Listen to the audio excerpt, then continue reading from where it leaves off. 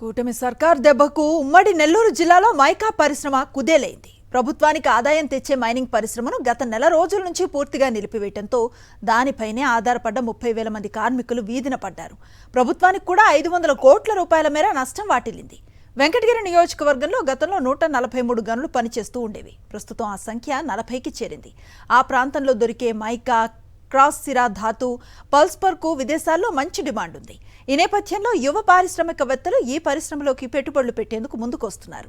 అయితే కూటమి ప్రభుత్వ ఆదేశాలతో మైకా, క్రాస్ సిరా ధాతు పరిశ్రమలు మూతబడ్డాయి. నెల్లూరు జిల్లాలో వెంకటగిరితో పాటు గూడూరు, సర్వేపల్లి నియోజకవర్గాల్లో మైకా గనులు విస్తారంగా ఉన్నాయి. ఆ నియోజకవర్గాల్లో గూడూరు, సైదాపురం, పొదలకూరు మండలాల్లో మైకా, క్వార్ట్జ్, పల్స్పర్ లాంటి ఖనిజాలు లభ్యమవుతున్నాయి. ఈ పరిశ్రమల్లో ప్రత్యక్షంగా పరోక్షంగా 30,000 మంది కార్మికులు ఉపాధి లభిస్తూ ఉండటంతో ఈ ప్రాంతాన్ని ఆర్థిక జోన్గా వ్యవహరించేవారు. మైకా పరిశ్రమపై ఆధారపడి కొన్ని ప్రత్యామ్నాయ పరిశ్రమలను ఈ ప్రాంతంలో ఏర్పాటు చేశారు.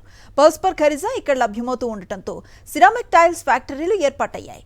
గడిచిన 20 రోజులుగా గనులను మూసివేయడంతో రవాణాతో పాటు మైనింగ్ ఆపరేషన్ పనులు కూడా నిలిచిపోయాయి. దీంతో ఫ్యాక్టరీలకు ముడి సరుకులైన పల్స్పర్ ఖనిజం రవాణా కావటం లేదు. ఒక్క సైదాపురం మండలంలోనే సుమారు 25,000 మంది కార్మికులు మైకా పరిశ్రమపై ఆధారపడి జీవనాన్ని సాగిస్తున్నారు. ఇక్కడ లభించే ఖనిజాన్ని దేశ విదేశాలకు నిత్యం తరలించేవారు. ఇప్పుడు ఆ గనులన్నీ మూతపట్టడంతో రవాణా వ్యవస్థ పూర్తిగా స్తంభించిపోయింది. వాహన యజమానులతో పాటు లోడింగ్ చేసే కూలీలకు కూడా ఉపాధి కొరవైంది. వారంతా వలసపోయే పరిస్థితి నెలకొంది. కోట్లాది రూపాయల వ్యయంతో నిర్వహించే మైనింగ్ ఆపరేషన్ పూర్తిగా నిలిచిపోవడంతో ఏం చేయాలో పాలుపోక యజమానులు సతమతమవుతున్నారు. అన్ని అనుమతులు ఉన్నా గనుల యజమానులు కూడా తామేం చేశామంటూ ప్రభుత్వాన్ని నిలదీస్తున్నారు. నిత్యం గనులో పనులు చేసుకుని ఆనందంగా జీవనం సాగించే కుటుంబాల్లో కూడా అలజడి మొదలైంది. పనులు లేక వలస వెళ్లాల్సిన పరిస్థితి నెలకొందని వారు ఆందోళన వ్యక్తం చేస్తున్నారు. ఇక్కడ మాకుండే స్కూల్స్ కానీ ఇక్కడ ఉండే హాస్పిటల్స్ కానీ 50 ఏళ్ల క్రితం 70 ఎకరాల ల్యాండ్లో నిర్మించబడినవి. ప్రజెంట్ ఉండే 20 ఏళ్ల క్రిందటి నుంచి స్కూల్స్ కానీ ఈ హాస్పిటల్స్ కానీ చాలా దుస్థితికి వచ్చేస్తున్నాయి. ఇక్కడుండే మైకా మైన్స్ వాటన్ని కోట్లలో ఫండ్స్ పోయినా కానీ స్టేట్ గవర్నమెంట్కి ఒక్కరు కూడా ఏం చెల్లించట్లేదు. ప్రజెంట్ అయితే ఎన్నెన్నో ఇబ్బందులు పడుతున్నారు వచ్చిండే లేబర్స్ కానీ అందరు కానీ.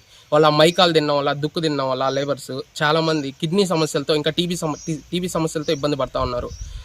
ఈ స్కూల్లో ఉండే స్టూడెంట్స్ అయితే విద్య లేక చాలా మంది లేబర్ పనులకు అలవాటు పడిపోతున్నారు. కానీ మాకు దీంట్లో కొద్దిగా నమ్మకం ఎక్కడ వచ్చిందంటే గురుమూర్తి గారు పార్లమెంట్లో మాట్లాడారు మా సమస్య గురించి. చేస్తాను, బిల్డింగ్స్ కూడా ఆర్డర్ పాస్ చేస్తాను అన్నాడు. కానీ చంద్రబాబు నాయుడు గవర్నమెంట్ వచ్చినప్పటి నుంచి మైన్స్ అవన్నీ పూర్తిగా ఆగిపోవడం వల్ల ఇక్కడ ఉండే లేబర్స్ కానీ వాళ్ళందరూ చాలా ఇబ్బంది పడుతున్నారు. పూట గడవడానికి కూడా చాలా మంది ఇబ్బంది పడతా వాళ్ళ జీవితాలు చాలా దుర్భారమైన స్థితికి వెళ్ళిపోయి ఉన్నాయి. మైకా పరిశ్రమలు నిలిపివేయడంతో ప్రభుత్వానికి 500 కోట్ల రూపాయల మేర నష్టంతో పాటు రావాల్సిన రాయల్టీలు రాని పరిస్థితి. ప్రధానంగా క్రయ విక్రయాల కారణంగా వ్యాపారులు చెల్లించే జీఎస్టీకి భారీగా కోత పడింది. అలాగే ఇక్కడ కేంద్ర ప్రభుత్వం నిర్మించిన పెద్ద ఆసుపత్రిని పూర్తిగా మూసివేశారు. సైదాపురం మండలం కలిచెడ్లో కొన్ని సంవత్సరాల కిందట మైకా మైన్లలో పనిచేసే కార్మికులు, వారి పిల్లల కోసం ఒక పాఠశాలతో పాటు పెద్ద ఆసుపత్రి నిర్మించింది కేంద్ర ప్రభుత్వం. అప్పట్లో ఈ స్కూల్, హాస్పిటల్ ఓ వెలుగు వెలిగాయి.